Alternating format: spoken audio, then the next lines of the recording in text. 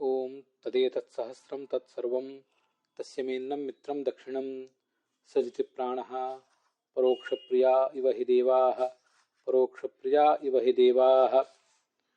ಓಂ ಸದಾನಂದಾಯ ನಮಃ. ಓಂ ಖಜಕೃತ್ ಸಮದ್ವಾ ತುವಿಮೃಕ್ಷೋ ನದನುಮಾಂ ರುಜೀಷಿ ಬೃಹದ್ರೇಣುಶ್ಚವನೋ ಮಾನುಷೀಣಾಮೇಕಃ ಕೃಷ್ಟೀರಾಮಭವತ್. ಶ್ರೀ ಗುರುಭ್ಯೋ ನಮಃ. ಮಹಾಭಾರತಸ್ಯ ಕೃಶಾಸನ ಪರ್ವಣಿ ಪ್ರೋಕ್ತಂ ಯತ್ ಸ್ತೋತ್ರರತ್ನಂ ವಿಷ್ಣುಸಹಸ್ರನಾಮ ಸ್ತೋತ್ರಂ ಯಚ್ಚ ಗೌಣೈಃ ನಾಮಭಿಃ ಭಗವಂತಂ ಗುಣಗಣಾರ್ಣವಂ ನಾರಾಯಣಂ ಸ್ತೌತಿ ತನ್ಮಧ್ಯೆ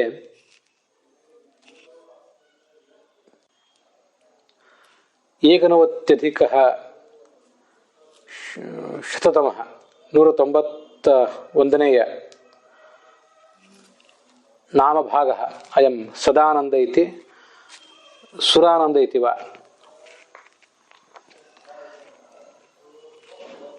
ತಸ್ಯ ಏವಂ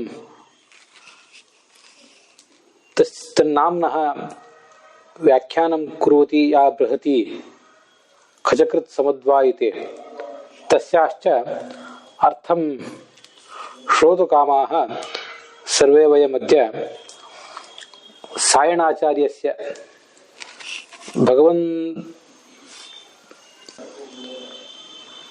ಭಗವದಾಚಾರ್ಯಸ್ಯ ರಘುನಾಥತೀರ್ಥಸ್ಯ ಚ ವ್ಯಾಖ್ಯಾನಭಾಗಂ ಆಕರಣಯಾಮ. ಅಥ ಚ ಮಮ ಯಾ ಮಾನುಷೀಮತಿಃ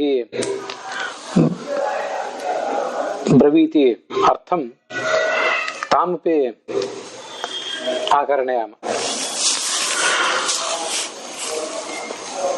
ಕುತ್ರಚಿತ್ ಸದಾನಂದ ಇತಿ ಅಥ ಚ ಕುತ್ರಚಿತ್ ಬಹುಷು ಭಾಗೇಷು ಸುರಾನಂದ ಇತಿ.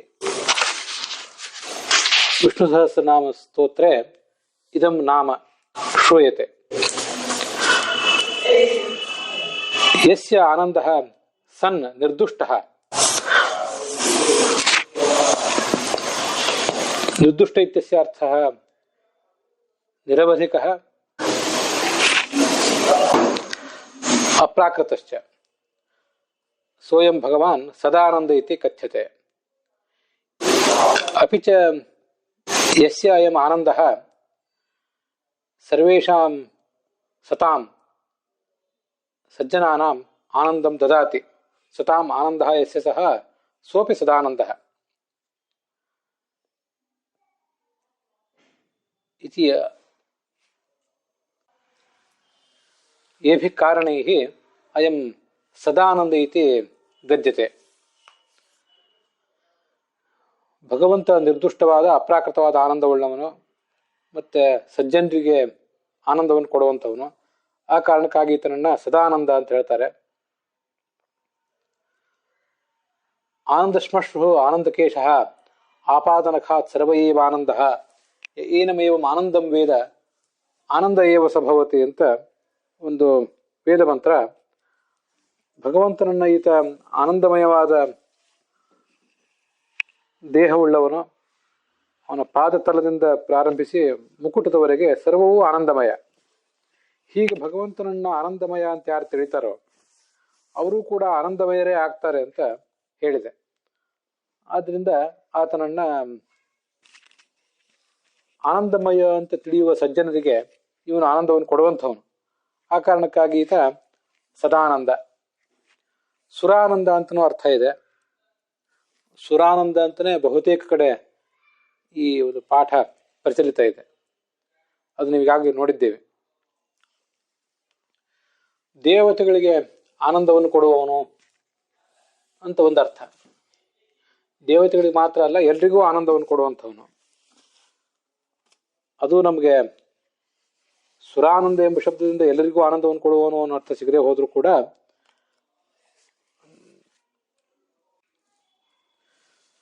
ಸುರಾನಂದ ಎಂಬ ಶಬ್ದದಿಂದಲೇ ಇತರರೆಲ್ಲರಿಗೂ ಆನಂದವನ್ನು ಕೊಡುವವನು ಅನ್ನೋ ಅರ್ಥವನ್ನು ಕೂಡ ನಾವು ಗ್ರಹಿಸಲಿಕ್ಕೆ ಬರ್ತದೆ. ಅದನ್ನ ಕಳೆದ ದಿವಸ ನೋಡಿರ್ಲಿಲ್ಲ, ಈಗ ನೋಡ್ತಾ ಇದ್ದೇವೆ. ಶುರ ಐಶ್ವರ್ಯ ದೀಪ್ತಿಯೋಹೋ ಅಂತ ಒಂದು ಧಾತು. ಇದು ಮೂರ್ಧನ್ಯ ಶಕಾರದ ಧಾತು. ಶುರ ಅಂತ ಧಾತುವಿನ ಮೂಲ ರೂಪ. ಅದಕ್ಕೆ ಐಶ್ವರ್ಯ ಮತ್ತು ದೀಪ್ತಿ, ತಾನು ಸ್ವಯಂ ಐಶ್ವರ್ಯ ಸ್ವರೂಪನಾಗಿರುವಂಥವನು, ಐಶ್ವರ್ಯ ಉಳ್ಳವನು, ಮತ್ತು ದೀಪ್ತಿ ಬೆಳಕುಳ್ಳವನು ಅಂತ ಹೀಗೆಲ್ಲ ಅದಕ್ಕೆ ಅರ್ಥ ಆಗ್ತದೆ. ಹಾಗಾಗಿ ಸುರತಿ ಅಂತ ಅದರ ಲಟ್ಲಕಾರದ ರೂಪ. ಸುರತಿ ಅಂದ್ರೆ ಐಶ್ವರ್ಯ ಉಳ್ಳವನಾಗಿದ್ದಾನೆ, ಎಲ್ಲರ ಮೇಲೂ ಕೂಡ ಒಡೆತನ ಉಳ್ಳವನಾಗಿದ್ದಾನೆ ಅಂತ ಅರ್ಥ. ದೀಪ್ತಿ ಅಂದ್ರೆ ಬೆಳಕುಳ್ಳವನಾಗಿದ್ದಾನೆ ಅಂತ ಅರ್ಥ. ಸುರತಿ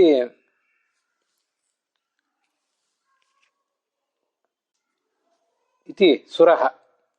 ಭಗವಂತ ಐಶ್ವರ್ಯ ಉಳ್ಳವನಾಗಿದ್ದಾನೆ ಮತ್ತು ಬೆಳಕುಳ್ಳವನಾಗಿದ್ದಾನೆ. ಅದು ಜ್ಞಾನದ ಬೆಳಕು, ಆನಂದಮಯವಾದಂಥ ಬೆಳಕು.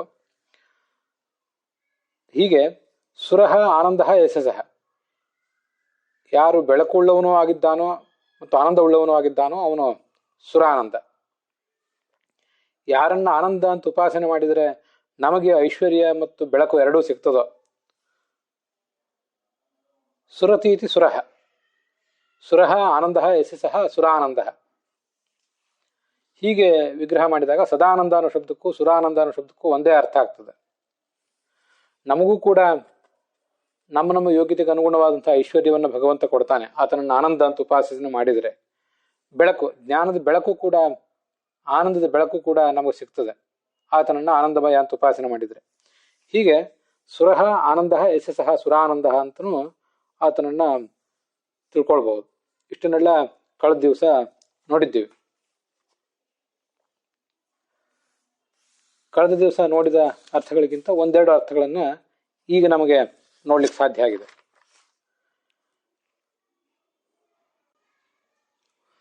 ಖಚಕೃತ್ ಅಂದ್ರೆ ಯುದ್ಧ ಮಾಡುವಂಥವನು, ಸಮದ್ವಾನ್ ಅಂದ್ರೆ ಆನಂದೋದ್ರೇಕವುಳ್ಳವನು, ತುವಿಮೃಕ್ಷ ಅಂದ್ರೆ ದೊಡ್ಡವರಿಗೂ ಕೂಡ ಸ್ನೇಹ ಪ್ರೀತಿಯನ್ನು ಕೊಡುವಂಥವನು ಮತ್ತು ದೊಡ್ಡವರನ್ನು ಕೂಡ ಪ್ರಳಯ ಕಾಲದಲ್ಲಿ ಏಕೀಭೂತರನ್ನಾಗಿ ಮಾಡುವವನು ಅನ್ನೋ ಅರ್ಥವನ್ನು ಕೂಡ ನಾನು ಅಲ್ಲಿ ಹೇಳಿದ್ದೆ. ನದನುಮಾನ್ ಅಂದ್ರೆ ನಾದವುಳ್ಳವನು, ಮಹಾನಾದವನ್ನು ಹೊರಡಿಸುವಂಥವನು ಅಂತ ಅರ್ಥ. ಎಲ್ಲ ನಾದಗಳಿಂದ ಅವನೇ ಪ್ರತಿಪಾದ್ಯ ಅಂತ ಅರ್ಥ. ಋಜೀಷಿ ಅಂದ್ರೆ ದೃಢವಾದ ಸ್ವರೂಪವುಳ್ಳವನು ಅಂತ ಅರ್ಥ. ಬೃಹದ್ರೇಣು ಅಂದ್ರೆ ಯುದ್ಧದಲ್ಲಿ ಧೂಳೆಬ್ಬಿಸುವವನು, ಧೂಳೆಬ್ಬಿಸಿ ಗೆಲ್ಲುವಂಥವನು. ಮತ್ತೆ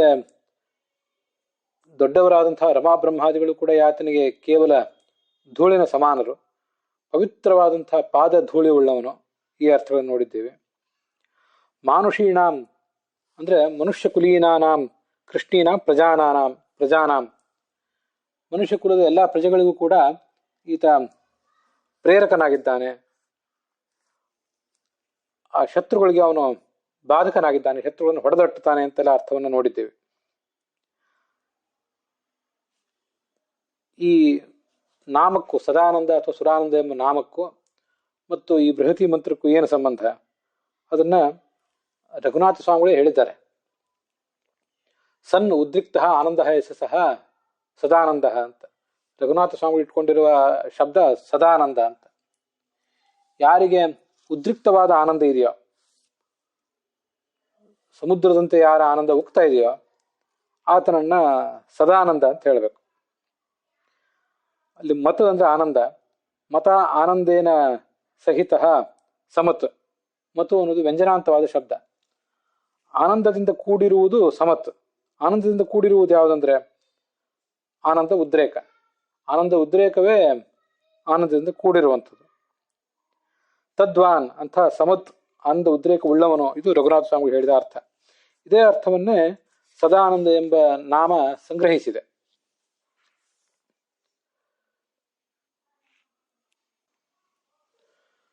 ಸು ಅಂದ್ರೆ ಸುಖ.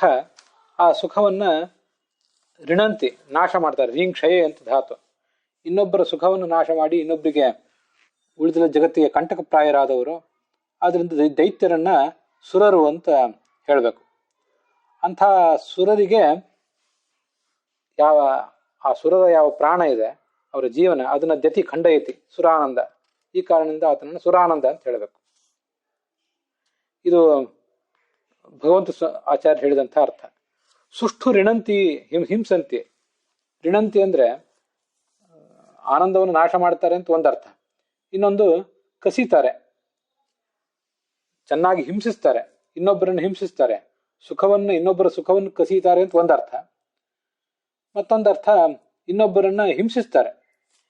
ಈ ಕಾರಣದಿಂದಲೂ ಅವರು ಸುರರು ಅಂತ ಹೇಳಬೇಕು. ಸುಷ್ಠು ರಿಣಂತೀತಿ ಸುರಾಹ. ರೀಂ ಕ್ಷಯೇ ಕಡಿಮೆ ಮಾಡುವುದು ಅಂತ ಒಂದರ್ಥ. ಇನ್ನೊಂದು ರೀಂ ಹಿಂಸಾಯಾಮ್ ಅಂತ ಧಾತು ಇದೆ, ರೀ ಹಿಂಸಾಯಾಮ್ ಅಂತ. ರೀ ಹಿಂಸಾಯಾಮ್ ಎಂಬ ಧಾತುವಿನಿಂದ ರಿಣಂತಿ ಅಂದ್ರೆ ಹಿಂಸಂತಿ ಅಂತ ಅರ್ಥ. ಆದ್ರಿಂದ ಸುರರು ಅಂದ್ರೆ ದೈತ್ಯರೇ. ಇದು ನನಗೆ ಧಾತು ಪಾಠದಿಂದ ಲಬ್ಧವಾದಂಥ ಒಂದು ಅರ್ಥ.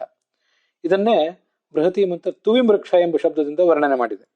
ಇದು ಇನ್ನೊಂದು ಸಂಬಂಧ, ನಾವು ಭಾವಿಸಬೇಕಾದಂಥ ಸಂಬಂಧ ಬೃಹತಿ ಮಂತ್ರಕ್ಕೂ ಮತ್ತೆ ಈ ಸುರಾನಂದ ಎಂಬ ಶಬ್ದಕ್ಕೂ. ತುವಿಮೃಕ್ಷ, ತುವಿಗಳು ಅಂದ್ರೆ ದೊಡ್ಡ ದೊಡ್ಡ ದೈತ್ಯರು ಮೊದಲಾದವರು. ಅವರನ್ನ ಮೃಕ್ಷ ಅಂದ್ರೆ ಬಾಧಿಸುವವನು, ಅವರನ್ನ ಪ್ರಹರಿಸಿ ದುರ್ಗತಿಗೆ ತಳ್ಳುವವನು. ಆದ್ರಿಂದ ಆತನನ್ನ ತುವಿಮೃಕ್ಷ ಅಂತ ಹೇಳ್ತಾರೆ. ತುವಿಮೃಕ್ಷ ಅಂದ್ರು ತುವಿ ಬಾಧ ಅಂದ್ರು ಒಂದೇ ಅರ್ಥ. ಕಳೆದ ದಿವಸ ಋಗ್ವೇದದ ಒಂದು ಮಾತನ್ನು ಉದ್ಧರಿಸಿದ್ದೆ, ಋಗ್ಭಾಷ್ಯದಲ್ಲಿ ಆಚಾರ್ಯರು ಉದ್ಧರಿಸಿದ್ದು. ಅದು ತುವಿಬಾಧಂ ಋಷೀಶಂ ಅಂತ ಅಲ್ಲಿದೆ.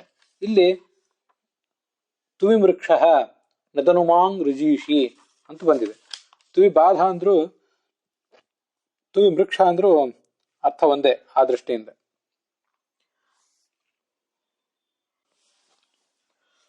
ಸುರ ಅಂದ್ರೆ ಎಲ್ಲರನ್ನು ಚೆನ್ನಾಗಿ ಹಿಂಸಿಸುವಂಥವ್ರು. ತುವಿ ಅಂದ್ರೆ ಹಿಂಸಿಸುವವನು ಅಂತ ಅರ್ಥ ಏನಿಲ್ಲ. ತುವಿ ಅಂದ್ರೆ ದೊಡ್ಡವರು, ದೊಡ್ಡ ದೈತ್ಯರು ಅಂತ ಇಷ್ಟೇ ಅರ್ಥ. ದೊಡ್ಡವರು ಅಂದ್ರೆ ಚತುರ್ಮುಖಾದಿ ದೇವತೆಗಳು ದೊಡ್ಡವರಾಗಬಹುದು, ದೈತ್ಯರು ಕೂಡ ದೊಡ್ಡವರಾಗಬಹುದು. ಇಲ್ಲಿ ತುವಿ ಎಂಬ ಶಬ್ದದಿಂದ ದೈತ್ಯರನ್ನ ಆಚಾರ್ಯರು ಋಗ್ಭಾಷ್ಯದಲ್ಲಿ ಹೇಳಿದ್ದನ್ನ ಅನುಲಕ್ಷಿಸಿ ನಾವು ಕೂಡ ತಿಳ್ಕೊಂಡಿದ್ದೇವೆ. ಹೀಗೆ ದೊಡ್ಡ ದೊಡ್ಡ ದೈತ್ಯರು ಏನಿದ್ದಾರೆ ಅವರನ್ನ ಸುರ ಎಂಬ ಶಬ್ದದಿಂದ ವರ್ಣನೆ ಮಾಡಿದ್ದಾರೆ. ನಾವಿಲ್ಲಿ ತುವಿ ಎಂಬ ಶಬ್ದದಿಂದ ಅವರನ್ನೇ ಪರಿಗ್ರಹಿಸಿದ್ದೀವಿ.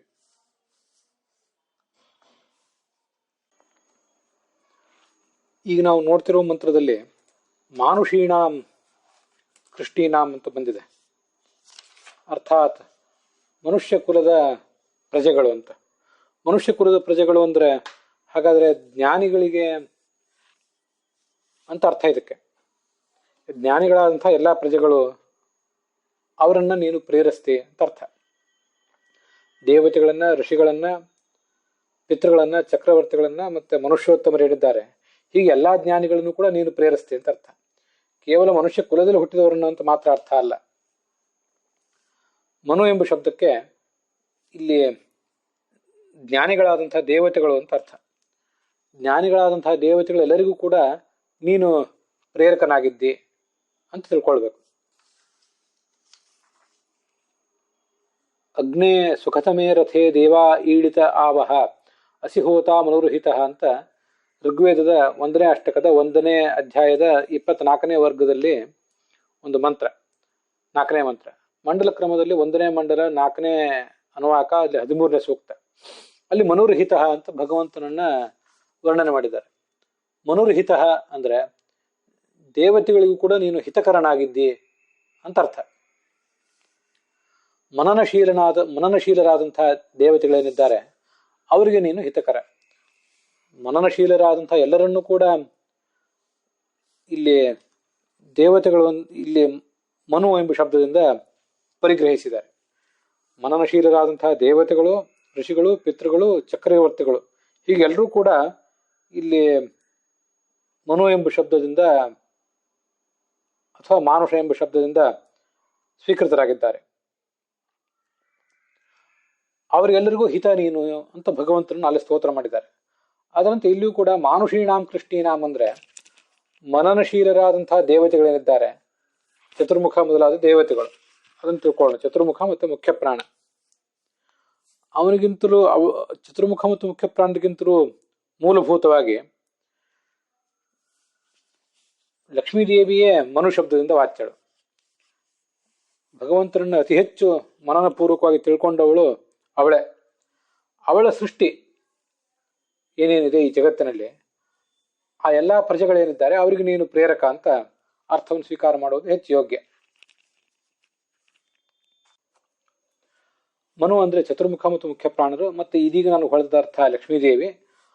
ಅವರಿಗೆ ಸಂಬಂಧಿಸಿದಂತಹ ಸಂಬಂಧಿನ್ಯ ಪ್ರಜಾ, ಅವರೇ ಮಾನುಷ್ಯ ಪ್ರಜಾ, ಅವರೆಲ್ಲರಿಗೂ ಕೂಡ ನೀನೇ ಪ್ರೇರಕನಾಗಿದ್ದಿ ಅಂತ ಅರ್ಥ.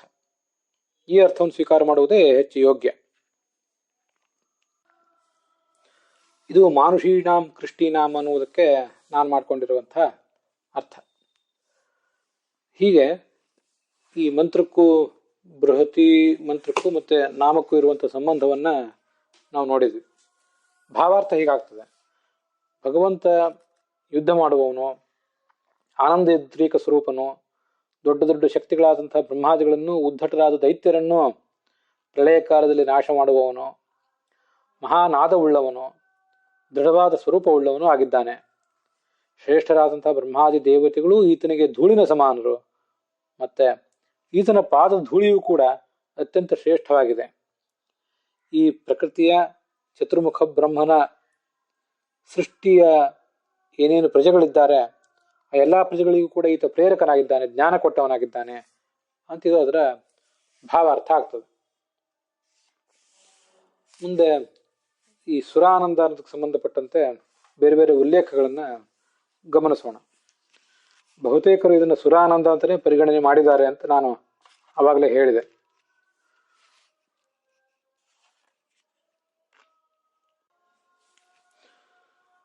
ಸ್ವಭಾವತಃ ಪ್ರಿಯತ್ವಾತ್ತು ಸದಾ ದೇವಪ್ರಿಯೋ ಹರಿಹಿ ಸ್ವತಃ ಪ್ರಿಯೋಪಿ ದೇವಾನಾಂ ಉತ್ಪಾದ್ಯೇವ ಗುಣಾನಿಮಾನ್ ಅಂತ ಭಾಗವತ ತಾತ್ಪರ್ಯದಲ್ಲಿ ಬಂದಿರುವಂತಹ ಒಂದು ಬ್ರಹ್ಮತರ್ಕದ ಮಾತಿದೆ. ದೇವತೆಗಳಿಗೆ ಭಕ್ತಿ, ವೈರಾಗ್ಯ ಮೊದಲಾದ ಗುಣಗಳನ್ನು ಕೊಟ್ಟು ಈ ಭಗವಂತ ಅವರಿಗೆ ಆನಂದವನ್ನು ಕೊಡ್ತಾನೆ. ಇತರರಿಗೆ, ದೇವತೆಗಳನ್ನು ಹೊರತುಪಡಿಸಿ ಮತ್ತೆ ಉಳಿದವರಿಗೆ ದೋಷವನ್ನು ಕೂಡ ಅವರ ಸ್ವರೂಪದಲ್ಲೇ ಅವನು ಇಟ್ಟಿಲ್ಲದೆ ಹೋದ್ರೂ ಕೂಡ ಅವರ ಸ್ವರೂಪದಲ್ಲಿ ದೋಷ ಇದೆ.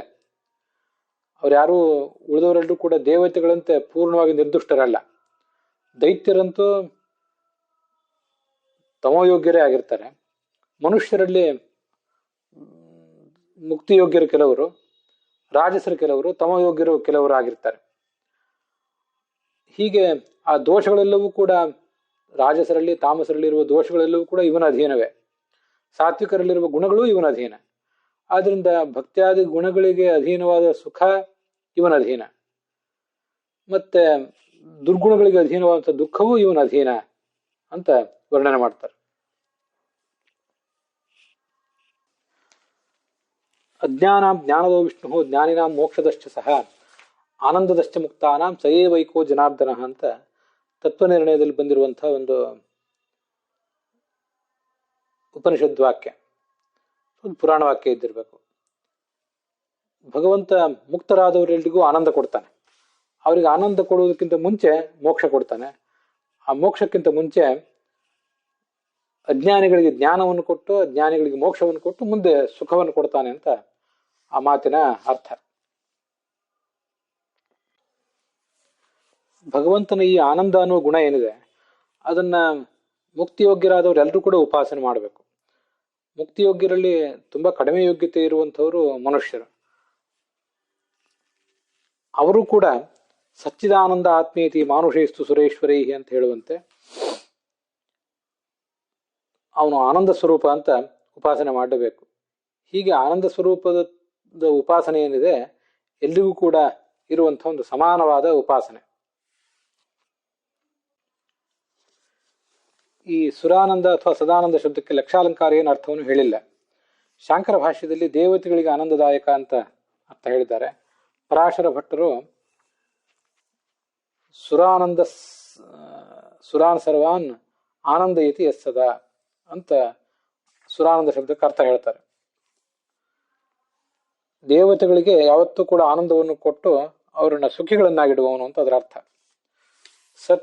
ಸಂಧ ಸ್ವಾಮಿಗಳು ಹೇಳುವಂತೆ ಮೊದಲು ಜ್ಞಾನ ಕೊಡ್ತಾನೆ, ಆಮೇಲೆ ಆನಂದ ಕೊಡ್ತಾನೆ. ಶೋಭನವಾದ ಆನಂದವನ್ನು ಕೊಟ್ಟು, ಶೋಭನವಾದ ಜ್ಞಾನವನ್ನು ಕೊಟ್ಟು ಮುಂದೆ ಆನಂದ ಕೊಡುವವನು ಅಂತ ಅವ್ರು ಹೇಳುವಂಥ ಅರ್ಥ. ಸು ಅಂದ್ರೆ ಶೋಭನವಾದ, ಶ್ರೇಷ್ಠವಾದ್ದು ಅಂತ ಅರ್ಥ, ಶ್ರೇಷ್ಠವಾದ ಜ್ಞಾನ ಅಂತ ಅರ್ಥ. ರಾತಿ ಅದನ್ನು ಕೊಡ್ತಾನೆ.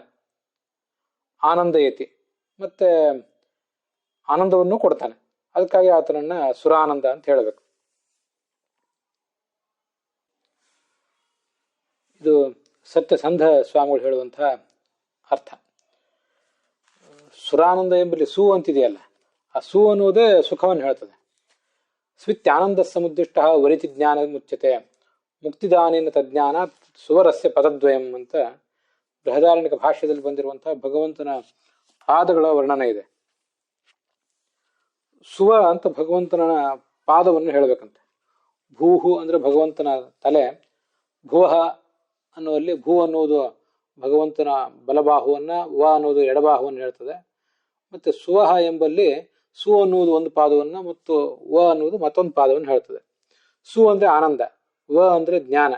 ವಾ ಗತಿಗಂಧನಯೋ ಅನ್ನೋ ಧಾತುವಿನಿಂದ ವಾ ಧಾತುವಿಗೆ ಗತಿ ಅಂತ ಅರ್ಥ ಇದೆ. ಗತಿ ಅಂದ್ರೆ ಜ್ಞಾನ ಅಂತ ಅರ್ಥ. ಹೀಗೆ ಸುವ ಎಂಬಲ್ಲಿ ವ ಎಂಬುದು ಜ್ಞಾನವನ್ನು ಹೇಳ್ತದೆ. ಭಗವಂತನ ಪಾದಕ್ಕೆ ವ ಅಂತ ಹೆಸರು. ಎರಡೂ ಪಾದಗಳಿಗೂ ವ ಅಂತ ಹೆಸರು. ಎಡಗಾಲು ಜ್ಞಾನವನ್ನು ಕೊಡ್ತದೆ, ಬಲಗಾಲ ಎಡಪಾದ ಜ್ಞಾನವನ್ನು ಕೊಟ್ಟು ಬಲಪಾದ ಆನಂದವನ್ನು ಕೊಡ್ತದೆ ಅಂತ ಏನು ಅರ್ಥ ಅಲ್ಲ. ಅಥವಾ ಬಲಪಾದವೇ ಜ್ಞಾನವನ್ನು ಕೊಟ್ಟು ಎಡಪಾದ ಆನಂದವನ್ನು ಕೊಡ್ತದೆ ಅಂತನೂ ಅರ್ಥ ಅಲ್ಲ. ಎರಡೂ ಪಾದಗಳು ಜ್ಞಾನವನ್ನು ಕೊಡ್ತವೆ, ಎರಡೂ ಪಾದಗಳು ಆನಂದವನ್ನು ಕೊಡ್ತವೆ. ಅದಕ್ಕಾಗಿ ಭೂಹು ಭುವಃ ಸ್ವಹ ಅಂತ ಪರಮಾತ್ಮನ ಉಪಾಸನೆ ಮಾಡುವಾಗ ಭೂಹು ಅನ್ನುವುದು ಪರಮಾತ್ಮನ ಶಿರಸ್ಸು, ಭುವಃ ಅನ್ನುವುದು ಆತನ ಎರಡು ತೋಳುಗಳು, ಸ್ವಹ ಅನ್ನುವುದು ಆತನ ಎರಡು ಪಾದಗಳು. ಭೂಹು ಅನ್ನುವುದು ತಸ್ಯ ವಿಷ್ಣು ಶಿರೋನಾಮ ಭಾವನಾತ್ ಭೂರಿತಿ ಸ್ಮೃತಂ. ಭಾವನ ಅಂದ್ರೆ ರಕ್ಷಿಸುವುದು. ನಮ್ಮೆಲ್ಲರನ್ನು ರಕ್ಷಿಸುವುದರಿಂದ ಭಗವಂತನ ಶಿರಸ್ಸಿಗೆ ಭೂಹು ಅಂತ ಹೆಸರು. ಭಾವನಂ ರಕ್ಷಣಂ ಪ್ರೋಕ್ತಂ ದೃಷ್ಟ್ಯಾ ವಾಚಾಚ ರಕ್ಷತೆ. ತನ್ನ ಕಣ್ಣೋಟದಿಂದ, ತನ್ನ ಶಾಸ್ತ್ರವನ್ನು ಉಪದೇಶ ಮಾಡುವ ಮೂಲಕ ವಾಣಿಯಿಂದಲೂ ನಮ್ಮನ್ನು ಆತ ರಕ್ಷಿಸ್ತಾನೆ. ಆದ್ರಿಂದ ಆತ ಭೂಹು, ಭಾವಯತಿ ಇತಿ ಭೂಹು ಅಂತ ಆತನ ಶಿರಸ್ಸಿಗೆ ಹೆಸರು. ಉತ್ಪಾದನಾತ್ ಧುನಾಮಾ ಸ್ಯಾತ್ ಸವ್ಯೋ ಬಾಹು ಪರಾತ್ಮನಃ ವಿನಾಶನಾತ್ ವನಾಮಾ ಸ್ಯಾತ್ ದಕ್ಷಿಣೋ ಬಾಹುರಸ್ಯತು ಅಂತ ಇನ್ನೊಂದು ಬೃಹದಾರಣ್ಯಕ ಉಪನಿಷತ್ನಲ್ಲಿ ಬಂದಿರೋದು. ಭೂ ನಮ್ಮನ್ನೆಲ್ಲವನ್ನು ಹುಟ್ಟಿಸಿರುವುದರಿಂದ ಆತನ ಒಂದು ತೋಳಿಗೆ ಭೂ ಅಂತ ಹೆಸರು. ಭಗವಂತನ ಬಲ ತೋಳಿಗೆ ಭೂ ಅಂತ ಹೆಸರು, ಯಾಕಂದ್ರೆ ನಮ್ಮನ್ನು ಹುಟ್ಟಿಸ್ತದೆ. ಮತ್ತು ಆತನ ಎಡತೋಳು ನಮ್ಮನ್ನ ಪ್ರಳಯದ ಕಡೆಗೆ ಎತ್ಕೊಂಡು ಹೋಗ್ತದೆ. ಆದ್ರಿಂದ ಆತನ ಎಡತೋಳನ್ನ ವ ಅಂತ ಹೇಳಬೇಕು. ಹಾಗೆ ಈ ಎರಡು ಪಾದಗಳನ್ನ ಸುವಹ ಅಂತ ಉಪದೇಶಿಸಬೇಕು.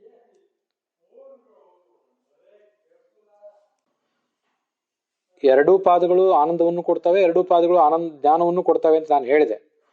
ದಕ್ಷಿಣಶ್ಚೈವ ಸವ್ಯಶ್ಚ ಕ್ರಮಾದ್ ವರ್ಣದ್ವಯೋದಿತವು ಪಾದಾವಸ್ಯ ಹಿ ತತ್ಪ್ರಾಪ್ತಿ ಮುಕ್ತಿರಿತ್ಯಭಿಧೀಯತೆ ಅಂತ ಅಲ್ಲಿ ಆಚಾರ್ಯರು ಆ ಭಾಷ್ಯದಲ್ಲಿ ಸ್ಪಷ್ಟೀಕರಣ ಕೊಟ್ಟಿದ್ದಾರೆ. ಬಲಪಾದ ಅದು ನಮಗೆ ಆನಂದವನ್ನು ಕೊಡುವಂಥದ್ದು. ಸುವ ಅನ್ನೋಲ್ಲಿ ಎರಡು ಅಕ್ಷರ, ಸು ಮತ್ತು ವ. ಅಲ್ಲಿ ಬಲಪಾದ ಸು ಎಂಬ ಶಬ್ದದಿಂದ ವಾಚ್ಯ, ಯಾಕೆಂದ್ರೆ ಆನಂದ ಕೊಡುವುದರಿಂದ. ಎಡಪಾದ ಜ್ಞಾನವನ್ನು ಕೊಡುವುದರಿಂದ ವ ಎಂಬ ಶಬ್ದದಿಂದ ವಾಚ್ಯ. ತತ್ಪ್ರಾಪ್ತಿ, ಭಗವಂತನ ಪಾದವನ್ನು ತಲುಪುವುದೇ ಮುಕ್ತಿ ಅಂತ ಶಾಸ್ತ್ರದಲ್ಲಿ ವರ್ಣಿತವಾಗಿದೆ. ಹೀಗೆ ಈ ಸತ್ಯಸಂಧ ಸ್ವಾಮಿಗಳು ತಿಳಿಸಿರುವಂತೆ ಸು ಅಂದ್ರೆ ಶೋಭನವಾದ್ದು ಜ್ಞಾನ. ಜಗತ್ತಿನಲ್ಲಿ ಅತ್ಯಂತ ಶ್ರೇಷ್ಠವಾದದ್ದು ಜ್ಞಾನವೇ. ನಹಿ ಜ್ಞಾನೇನ ಸದೃಶಂ ಪವಿತ್ರ ಮಿಹ ವಿದ್ಯತೆ. ಆ ಜ್ಞಾನ ಮತ್ತು ಜ್ಞಾನಕ್ಕನುಗುಣವಾದಂತಹ ವೃತ್ತ, ಮನುಷ್ಯನ ನಡವಳಿಕೆ, ವೈರಾಗ್ಯಾದಿ ಪೂರ್ಣವಾದಂತಹ ನಡವಳಿಕೆ, ಆ ನಡವಳಿಕೆಗಳಿಂದ ತೃಪ್ತನಾಗಿ ಭಗವಂತ ಆನಂದ ಕೊಡ್ತಾನೆ ಅಂತ ಹೀಗೆ ನಮಗೆ ಸುರಾನಂದ ಎಂಬ ಶಬ್ದ ತಿಳಿಸ್ತದೆ. ಅಲ್ಲಿಗೆ ಇವತ್ತಿನ ಈ ಭಾಗ ಸಮಾಪ್ತವಾಗಿದೆ.